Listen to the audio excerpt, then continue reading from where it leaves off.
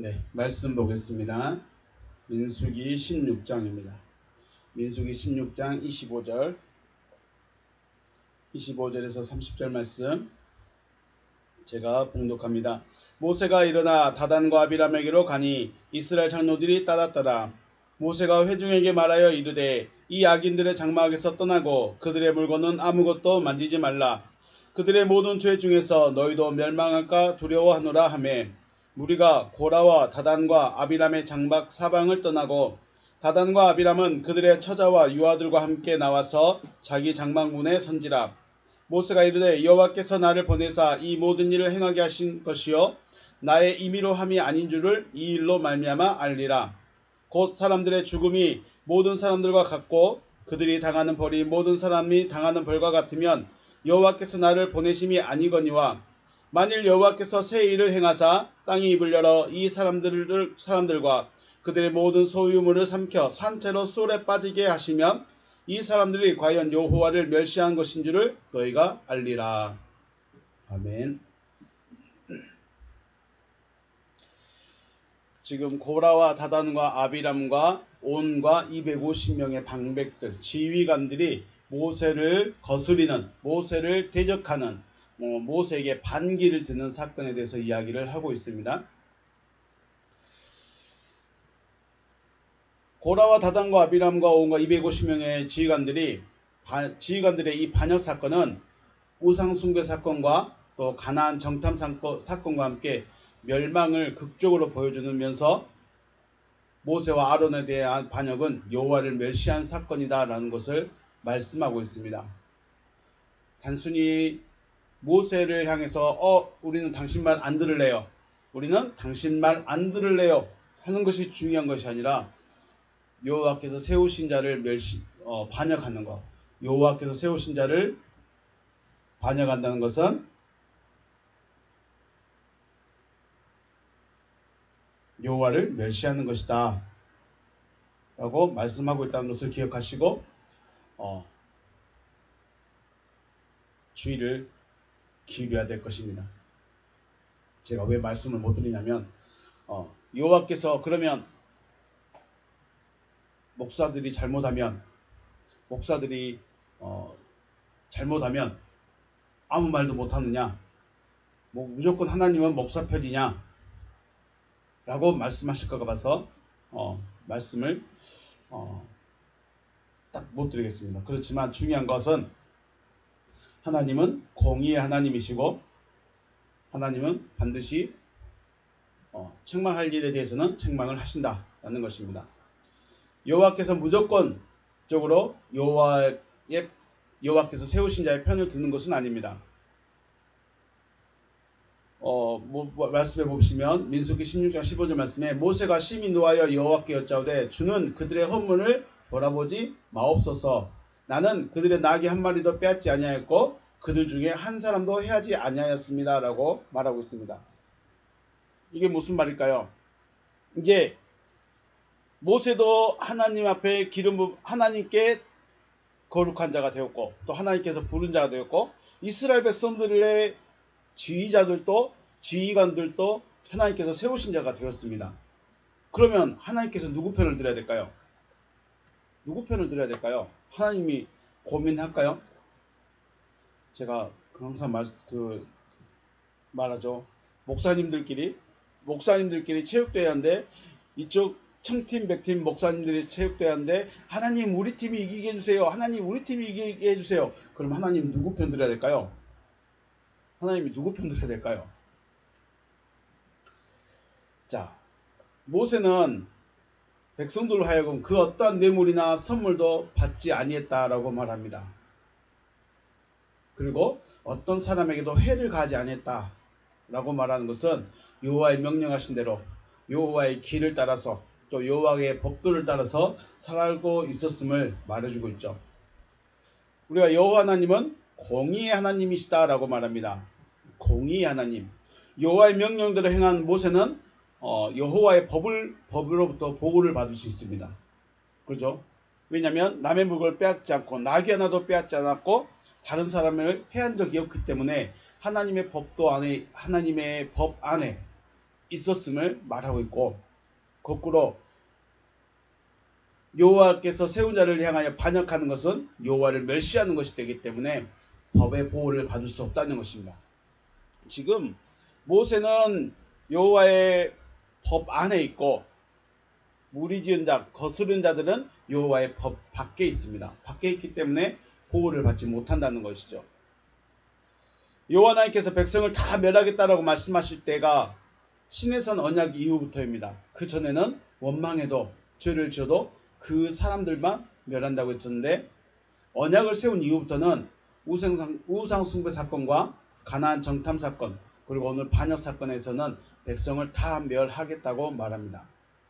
그리고 그때마다 모세가 여호와께 기도하죠. 죄 지은 사람만 멸하시지 왜 다른 사람까지 멸하려 하십니까? 하나님 왜 그러십니까? 라고 계속 중보해서 온 백성의 진멸은 막습니다.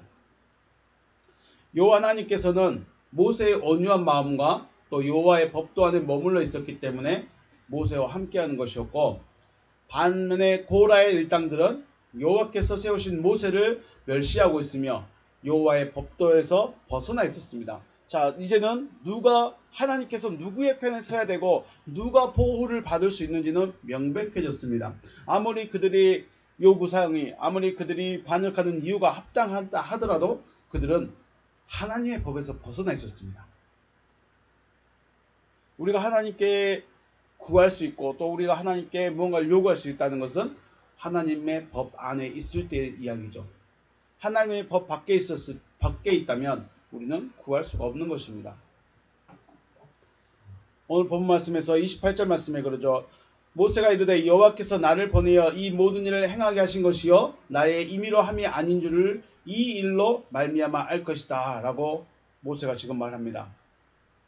모세는 자신이 여호와께서 자신을 보내서 이 모든 일을 행하게 하신 것이며 자신이 임의로 행한 것이 아니라고 말하는 거죠. 그리고 그것을 증명하게 하는 것이 바로 오늘 반역한 자들 산채로 수올에 빠지게 하는 것입니다. 수올은 지옥입니다. 우리가 말하는 지옥. 지옥을 가면 죽어서 갈까요? 살아서 갈까요? 당연히 죽으면 지옥 가겠죠. 그런데 모세를 반역한 이 자들은 산채로 지옥으로 떨어져 버립니다. 이 사람과 함께 짐승, 이 사람과 함께 있는 짐승들, 그리고 집안 살림들까지, 장막까지 산채로 다 지옥에 빠지게 되어버립니다. 무서운 일이죠.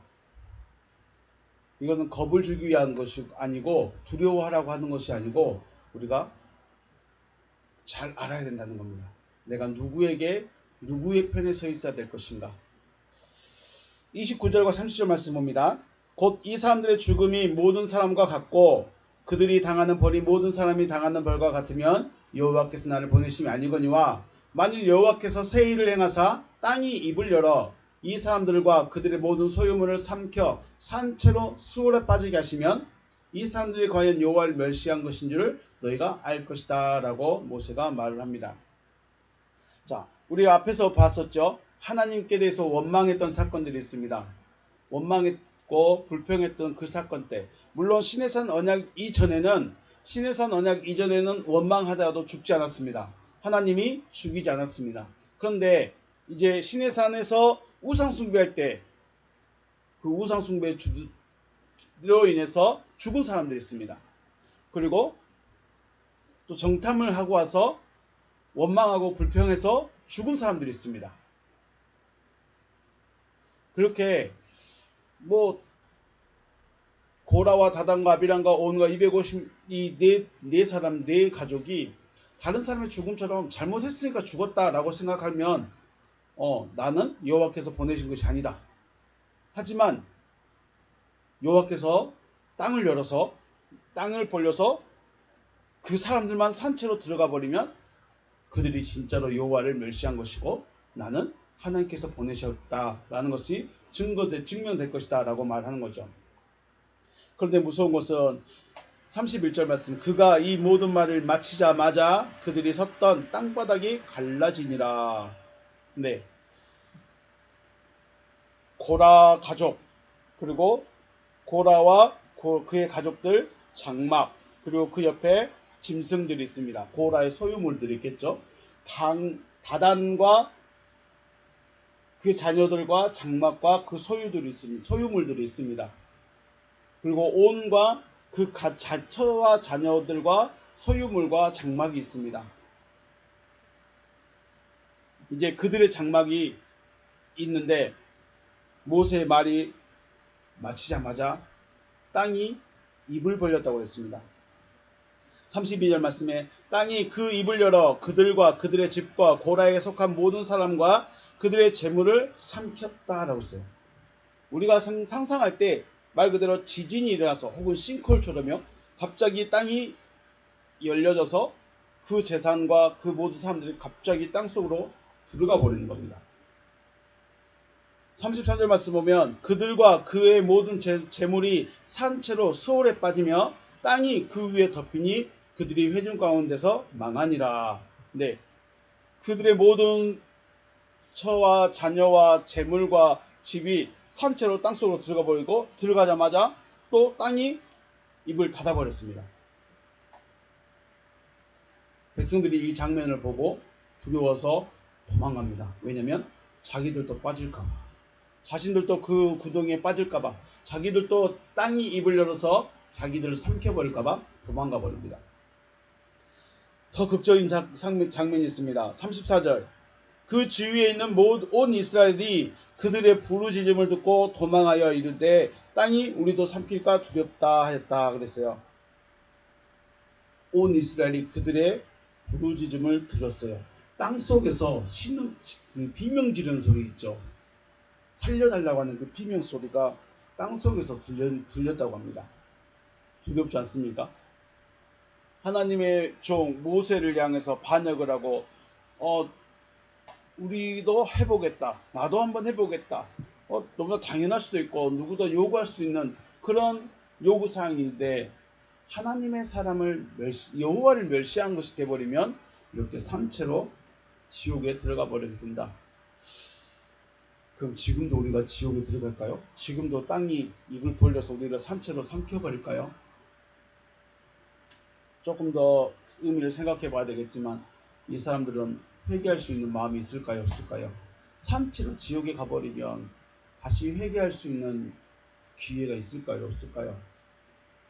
회개할 수 있는 기회가 없다는 거죠. 회개할 수 있는 기회가. 산채로 지옥에 있어요. 어쩌면 교회 다니는데 지옥이에요. 교회가 지옥이에요. 교회를 떠나지도 못하는데 교회가 지옥이 되면 되겠습니까? 여호와께서 세우신 자를 두려워하라는 말씀이 아니라 여호와께서 세우신 자는 여호와의 판단하실 것이기 때문에 스스로 죽음을 선택하지 말라는 겁니다. 자, 가정생활하는데 아내가 저에게 저를 비판할 수 있겠죠. 자녀들도 저를 향해서 아빠가 왜 그래? 아빠는 왜 그래? 아빠인데 왜 그래? 라고 말할 수도 있겠죠. 그때마다 지옥에 가버리고 어떻게 합니까? 저는 어떻게 살아가요? 아내도 없고 자녀도 없으면 어떻게 살아가요? 그래서 이건 목회자를 향해서 혹은 하나님께서 세우신 자를 향해서 비판하지 말라, 두려워하지 말라는 말이 아니라 스스로 죽음의 길을 선택하지 말라는 것입니다. 누가 판단합니까? 여호와께서 세우신 자는 여호와께서 판단하십니다. 여호와께서 세우신 자는 누가 판단한다고요? 쉽게 말해서 하나님께서 세우신 자가 잘못을 했으면 하나님께서 직접 징계를 하시거나 채찍을 든다는 것이죠. 사람들이 우리가 할게 그럴 수 없다는 겁니다. 왜냐하면 하나님의 이름 때문에, 여호와의 이름 때문에 그렇게 할 수가 없습니다. 그런데 다음날 백성들이 또다시 모세를 향해서 원망합니다. 너희가 여호와의 백성들을 죽였다. 모세가 죽였는가요? 하나님께서 그렇게 하게 하셨는가요? 하나님께서 하셨죠. 모세가 물론 기도했겠죠. 모세가 기도했고 하나님 저들이 이런 일이 있습니다. 하나님 판단해 주세요 하면서 했겠지만 실상은 하나님께서 하신 것이죠. 만약에 목사가 기도해가지고 어떤 저주가 임했다. 그러면 그 목사 두려워할까요? 안 두려워할까요? 두려워하겠죠. 네, 겁나 두려워할 겁니다. 또 다시 백성들이 모세를 원망하죠. 그리고 또 다시 여호와께서 그들을 또 전염병 보내서 백성들을 또 죽이십니다. 하나님께서 광야에 생활하는데 죽이는 일이 너무나 많습니다. 사람들이 너무 많이 죽어갑니다. 왜 이렇게까지 할까요? 왜 원망하는 사람, 원망할 때마다, 그러니까 언약을 세운 이전과 이후는 다르다고 했습니다. 시내산 언약을 세우기 이전에는 원망을 하더라도 죽이는 일이 없었습니다. 그런데 시내산 언약을 세운 이후에는 원망하면 멈춥니다. 그리고 그 자리에서 원망한 자들을 죽이십니다. 왜 죽였을까요? 왜 죽일까요? 하나님께서. 왜 죽일까요? 하나님께서. 자기 백성이라고 말하는데, 앞에서 지난 수요일날 말씀드렸습니다. 원망은 불씨와 같습니다. 나 한 사람은 원망이지만 내가 원망하면 옆에 사람까지 계속해서 원망이 퍼져가기 때문에 그걸 막아야 됩니다. 그래서 하나님께서는 원망한 자들을 멸하시고 있다는 것이죠. 다음날 또 모세를 향해서 원망하고 있으니까, 너희가 여호와의 백성을 죽였다고 또 원망하고 있으니까 하나님께서 이번에는 전염병을 보내서 죽어가고 있습니다. 그래서 모세가 이것을 알고 향로를 취해서 죽은 자와 산 자에 서게 합니다. 아론이여, 빨리 저기 향로를 가지고 죽은 자와 산 자 사이에 서세요 했더니 그때 재앙이 멈췄습니다. 전염병이 멈췄죠. 그래서 16장 49절 말씀 보면, 고라의 일로 죽은 자 외에 연봉으로 죽은 자가 14,700명이다. 고라와 다단과 온과 이 백성들 말고, 이 사람들 말고 전염병으로 죽은 자들, 전염병으로도 죽고, 그 또 있었죠. 자, 고라와 다단과 아비람과 온과 그 다음 몇 명의 지휘관들이요? 250명의 지휘관들. 고라와 다단과 아비람과 온은 땅이 입을 벌려서 그 사람들을 산채로, 그 집과 자녀와 재산을 그 산채로 잡아가 수월에 빠지게 했고, 250명은 어떻게 됐을까요? 250명은 추종자들이죠. 주동자가 아니라 따라간 자들이었습니다. 따라갔는데 잘못 따라갔어. 고라를 따라가 버렸어. 모세를 따랐어야 되는데. 그래서 향로를 가지고 왔는데, 자기 향로로 불을 피우면서 기도하고 있었는데 그 향로에서 불이 나와서 250명은 그 자리에서 다 죽습니다. 그러니까 결국 이 4명의 가족이 다 죽고 250명, 이 고라를 따랐던 250명도 불 때문에 불이 나와서 다 죽습니다. 그리고 그 다음날 전염병으로 14,000명이 또 죽습니다. 14,700명이 많이 죽죠. 여호와께서 당을 지은 사건을 말씀하시면서 지금 여러분과 저희가 하시고자 하는 말씀은, 여호와께서 세우신 자는 누가 판단하신다? 여호와께서 판단하신다. 여호와께서 판단하신다. 그가 서든지 넘어지든지 잘하든지 못하든지 그 평가는 여호와께 있다. 혹시 못하더라도 당신 목사 그만하세요. 내려오세요. 당신 우리 교회 있지 마세요. 나가세요. 다른 목사 부를게요. 그런 사람들이 있는 교회라면 떠나는 게 떠나라고 그랬어요. 그때 떠나야 돼요. 안 떠나면 거기서 산채로 죽어요. 산채로 죽는다는 말이 단순히 지금 땅이 입을 벌려서 우리를 죽여버린 것이 아니라 회개할 수 있는 기회 자체가 없어져 버려요. 하나님께서 그 회개를 안 받아줘 버리겠다는 거죠. 살아있는데, 교회에 있는데 지옥에 있는 사람이에요. 무서운 일이죠. 여호와 하나님께서 다시는 자신이 세운 자를 반역하지 못하도록 하기 위해서 각 지파에서 수령된 자들, 지휘관하고 수령은 또 다르죠. 지휘관들은 지도자, 젊은 사람들을 말하고, 수령은 가장 나이 많은 장로님들, 그런 사람들이죠. 수령된 자들의 지팡이를 가져오게 합니다. 그러니까 12지파가 지팡이를 하나씩 다 가지고 오는데, 그 지팡이에서 싹이 난 자가 여호와께서 택하신 자라는 것을 백성들에게 보여주십니다. 그래서 지팡이를 이제 어저께는 향로 가지고 와가지고 여기서 누가 하나님께 거룩한 자인가 알아보자 했는데 그 향로 때문에 죽었습니다. 그래서 하나님께서 다시 지팡이를 가지고 와라. 각 장로들 지팡이를 가지고 와라. 그래서 지팡이를 가져와가지고 12개를 여호와 앞에 딱 놓습니다. 그리고 거기에 이름을 썼습니다. 단지파, 르벤지파, 시몬지파, 유다지파, 쭉쭉 12개 이름을 쓰고, 레위지파는 누구의 이름을 써요? 아론의 이름을 쓰죠. 레위지파는 아론의 이름을 씁니다. 그리고 그 다음날 가보니까 아론의 지팡이에서 우미 돋고 순이 나고 꽃이 피고 살구 열매가 맺어졌더라 그랬어요. 그러니까 쉽게 말해서 살구 열매가 맺어지려면 싹이 나고 우미 돋아서 꽃이 피고 꽃이 져서 다시 거기에 열매가 맺어지는 거죠. 결국은 아론의 지팡이에만 뭐가 났어요? 열매가 맺어졌습니다. 지팡이에서 열매가 맺어진다. 네. 지팡이라고 하면 나무가 완전히 말라버린 것인데 거기서 우미 돋고 순이 나고 꽃이 피고 열매가 맺어졌습니다. 이것도 신기한 일인데 왜 여기에 하필이면 살구 열매라고 했을까요? 왜 다른 열매도 사과든지 배든지 아니면 매실이든지 뭐 다른 열매 있을 수 있는데 왜 살구 열매라고 했을까? 우리나라에서는 제일 먼저 피는 꽃이 매화꽃 정도죠. 매화꽃이나 산수유 뭐 그런 정도인데 이 지역에서는 살구꽃이 가장 일찍 꽃이 핀다고 합니다. 그래서 살구 열매라는 말의 의미도 경계 혹은 잠을 자지 않는 감시하다라는 뜻을 가지고 있습니다. 그래서 단순히 그냥 살구 열매가 맺고 싶은 것이 아니라 여호와께서 보고 있는 사람, 여호와께서 함께하고 있는 사람, 여호와께서 택한 사람, 그런 의미로 살구 열매를 맺게 하신 것이죠. 여호와께서 함께하는 자라는 의미로 살구 열매가 맺게 된 것입니다. 그냥 아무 열매나 맺게 하신 것이 아니라 여호와께서 함께하는 자. 로마서 14장 4절 말씀 보면 남의 하인을 비판하는 너는 누구냐? 그가 서 있는 것이나 넘어지는 것이 자기 주인에게 있음에 그가 세움을 받으리니 이는 그의 세우시는 권능이 주께 있음이라. 아멘. 자, 이 말이 그 말입니다. 모세를 지도자로 아론을 제사장으로 세운 것은 여호와입니다.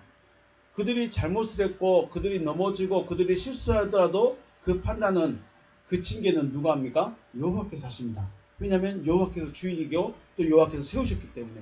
그런데 그들이 잘했든지 못했든지 백성이 판단하고 백성들이 심판을 하고 백성들이 결정을 내리려면 이것은 여호와를 멸시하는 것이 되어버린다 라는 것이죠. 그래서 만약 제 아이가 잘못을 했어요. 그러면 저는 제 아들에게 야단을 칠 수 있지만 혹 다른 사람이 제 아들에게 야단 치면 기분이 좋을까요? 안 좋을까요? 기분이 안 좋아요. 왜요? 내 아들은 내가 야단 쳐야지.